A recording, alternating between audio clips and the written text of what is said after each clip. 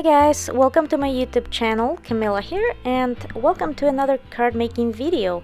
Today, as I promised, I have for you another video where I am making a fall card using Lawn Fawn stitched leaves. There will be a lot of ink blending. I'm using the mini blending tool by Ranger, and I will be using all kinds of different colors of distress inks to create some beautiful fall colored leaves. The first color I will be using is Fired Brick, which is a little darker red. I would say it actually does look like a real brick because it's got this kind of a dark orangey color. I don't really know how to describe it. As you can see on the screen, hopefully the same color as it originally is. And I will be mixing it with Wild Honey. Wild Honey is this beautiful orange color. It's more of on the brown side than yellow side. Like for example, Spiced Marmalade, it's much more vibrant and it's closer to yellow than brown. So this leaf here is, I would say, it's got more real fall colors, because more natural colors of a leaf, because the colors are more toned down. While if we would use, for example, Barn Door and Spiced Marmalade, it would be very vibrant colors. So you could obviously still use it and the leaf would look just beautiful, but it would be just more vibrant. So it really is up to you what you want to use. Here the next leaf was Crushed Olive Mustard Seed and some Barn Door, I think. And so the colors I will be using is for the reds, I'm using Barn Door and Fired Brick. Then I'm using Wild Honey and Spiced Marmalade for oranges, Mustard Seed for the yellow, and the greens I am using Crushed Olive and Shabby Shatters. Crushed Olive is more on the yellow side of a green, while Shabby Shatters is more of a also kind of, I wouldn't say it's more yellow, but it's brighter green. I would say that a true green from Distress Inks is Mowed Lawn. So if you're going for a vibrant green, that's the color to go for. So I will not be doing this voiceover for every single leaf. I'll just let you watch how I blend all the inks. I always go from outside towards the inside, and I can promise you that no matter which colors of Distress Inks you will try to blend, they will blend beautifully. And your leaves will look fantastic. So I truly encourage you to get some Distress Inks, and you will definitely have beautiful results with those. So I'll let you watch me blend these beautiful leaves, which are, by the way, by Lawn Fawn. They're called stitched leaves, the dies. And I will catch up with you when I am assembling the card.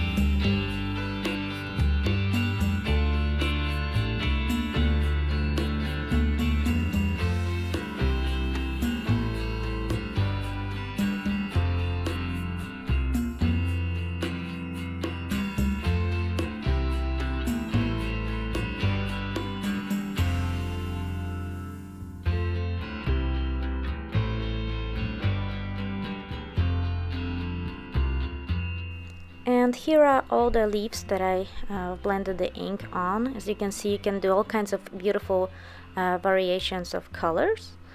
And now I will be assembling the card. So I have here a standard card size top folding card base, and now I will be using archival ink in the color coffee brown, And I will be stamping this big stamp in the middle of a cardstock. This is a stamp from Paper Tray Ink, a big thank you stamp set. Because it's a kind of an intricate stamp and quite big, and it's got a lot of details, I used a mouse pad underneath my cardstock to get a better impression. And now I am going to take one of my circle dies, and I am going to cut out this sentiment using my Big Shot machine. And now that my sentiment circle has been die cut, I'm gonna take some of those die cut and colored leaves, and I'm gonna create kind of a wreath underneath the circle. I'm gonna bend it along the stitched lines in most cases to kind of give it more dimension, and I'm gonna use some Tambo Mono multi-glue and some foam squares to adhere them. The foam squares I'm gonna use on the edges to give them more, like I said before, dimension, and to make them look like they are more realistic, not just flat, adhered flat on the cardstock. And then I'm gonna pop the circle sentiment on double the amount of foam squares and put it on top to give it more dimension. I really like dimension on cards, especially fall cards with the leaves, so it just doesn't sit there flat, and it's more interesting, but at the same time it's flat enough to put it in an envelope and ship.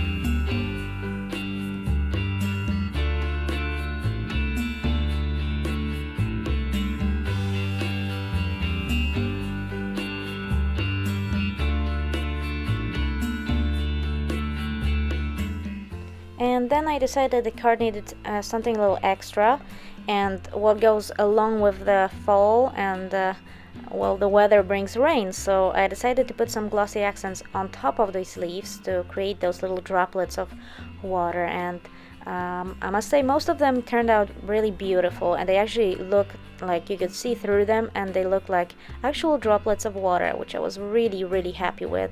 And you can see that in the photos at the end. And that finishes the card for today. I hope you enjoyed the video and this technique, and if you did, please leave me the comment below and give me a thumbs up. You'll see more distressing techniques videos real soon, and thank you so much for watching, and have a great and crafty day. Bye!